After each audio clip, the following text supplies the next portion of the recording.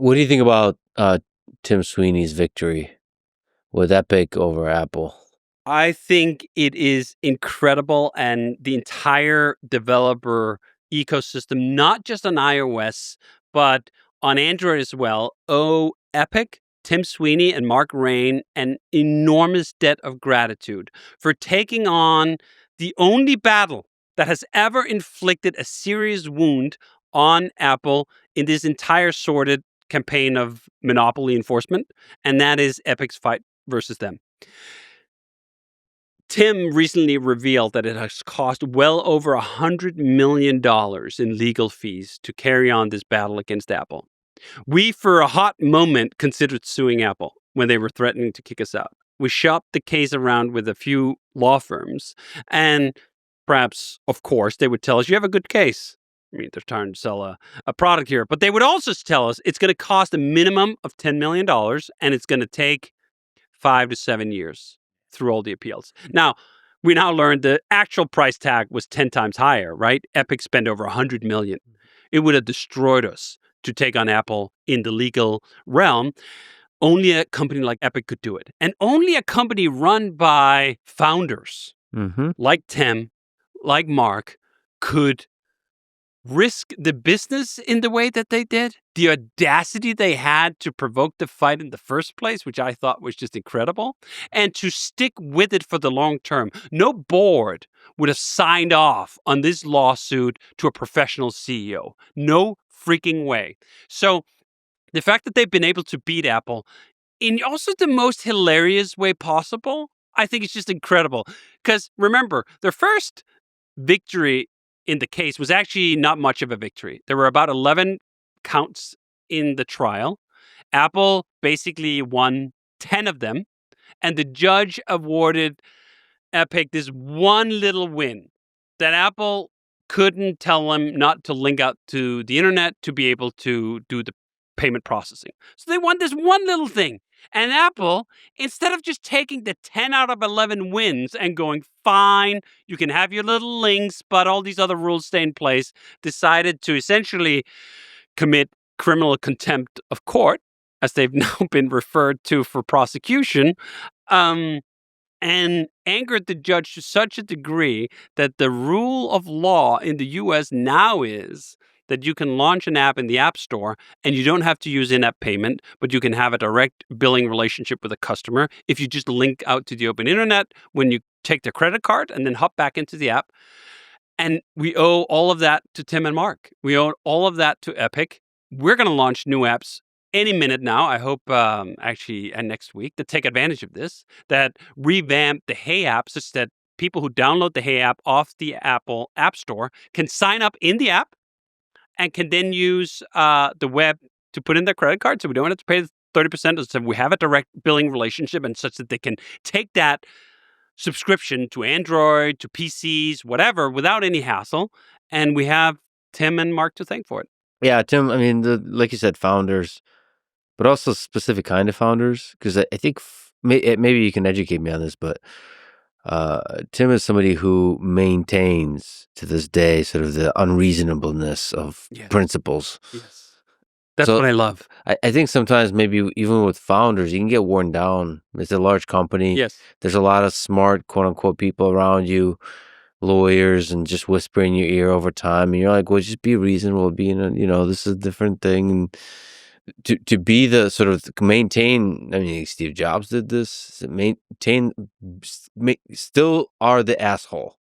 Yes. Who says, no, yes, this whole company, I'll sink this whole fucking company over this. That's the exact language basically I used in our original campaign. I will burn this business down before I hand over 30% of it to Apple. And that sort of indignation, that actual rage, is something I try to be a little careful about tapping into, because it is a little bit of a volatile compound. Because, I mean, I have a bunch of employees. We have a bunch of customers. It would be pretty sad if the journey of 37 Signals after 25 years would come to an end because Apple would burn us down, or I would burn the business down over this fight with Apple. But I think you also need that level of conviction to be able to even drive day-to-day decisions. One of the other Apple examples, I know I'm ragging on Apple a little bit here, and I don't actually hate them. I really don't. I am tremendously disappointed at the squandered relationship that did not need to be sold away for so little. Now, I understand that the App Store toll booth is actually a pretty big business. It's multiple billions, but Apple is a $1 trillion company. And I think in the lens of history, this is going to come off as a tremendous mistake. And I think it's already coming off as a tremendous mistake. The flop that was the Vision Pro was partly because Apple had pissed off every other developer. No one was eager to come build the kind of experiences for their new hardware that would perhaps have made it a success. So when you're on top and you have all the cards, you can delude yourself into thinking that you can dictate all terms at all times and there are no long-term consequences. Apple is learning finally the fact that there are long-term consequences and that developers actually are important to Apple's business. And the relationship is not entirely one-sided. We don't owe our existence to Apple and Apple alone. We've built our own customer bases. Apple has been beneficial to the industry. I'm glad the iPhone exists. It's not that it doesn't go both ways, but Apple wants it only one way.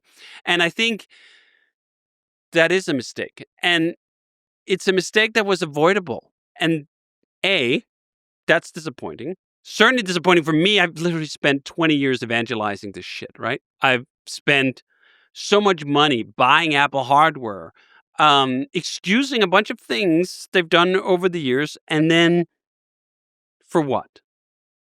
For the fact that you wanted 30% of something that I created in the most unreasonable way possible?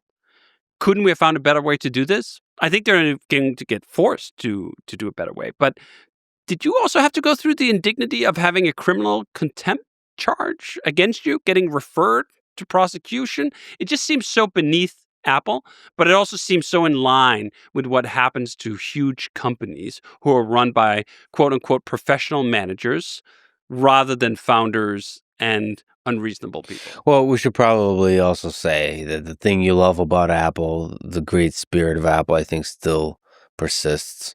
And there's a case to be made that this 30% thing is a particular slice of a company, not a defining aspect of the company. And that Apple is still on top in the hardware that it makes, in a lot of things that it makes. And this is that could be just a hiccup in a long story of a great company that does a lot of awesome stuff for humanity. So, like, Apple is a truly special company. We mentioned Amazon. There's no company like Apple. I agree. This is why the disappointment is all greater. Yeah. Because we had such high aspirations and expectations to Apple that they were the shining city on the hill. And they were guiding the industry in a million positive ways. I think, as we talked about earlier, hardware is exciting again in large part because Apple bought PA Semi and pursued a against all odds mission to get ARM up to the level it is today. And we have these incredible M chips now because of it. And the design sensibilities that Apple bring to the table are unparalleled. No one has taste, certainly at the hardware level, like Apple does. Even at the software level, I'd say there's a lot of taste left in Apple. But there's also some real sour taste now. So they have to wash that off first, I think, before they find their way back. But Apple's been in a mirage before. I mean, Wozniak and Steve Jobs started this thing in the garage, has great success with the Apple II.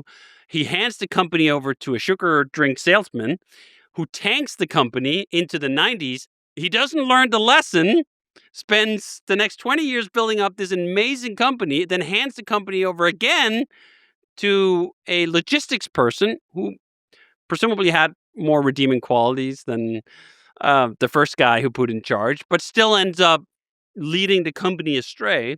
Now, this is the norm. The norm is that great companies don't last forever. In the long arc of history, almost no company lasts forever. There are very few companies around that was here 100 years ago, even fewer 200 years ago, and virtually nothing that are 1,000 years old outside of a handful of Japanese sword makers or something like that, right? So you can get deluded into thinking that something is forever when you're in the moment and they seem so large. Apple could absolutely stumble. And I think they have more reason to stumble now than ever. They're behind on AI, terribly behind. Their software quality is faltering in a bunch of ways. The competition is catching up on the hardware game, in part because TSMC is not an Apple subsidiary, but a foundry that services AMD and NVIDIA and others who are now able to use the same kind of advanced processes. This is something I learned after not looking at PC hardware for the longest time, that holy smokes, AMD actually makes CPUs that are just as fast, if not faster than Apple's. They're not quite as efficient yet because ARM has some fundamental efficiencies over x86, but they're still pretty good. So Apple should have reason to worry. Apple shareholders should have reason to be concerned, not just about all these stumbles, but also by the fact that Apple is run by old people. Apple's board has an average age of, I think, 75. Their entire executive team is above 60. Now, that sounds horribly ageist. And in some ways, it a little bit is. In the same way I'm ageist against myself. Like, I'm 45 now.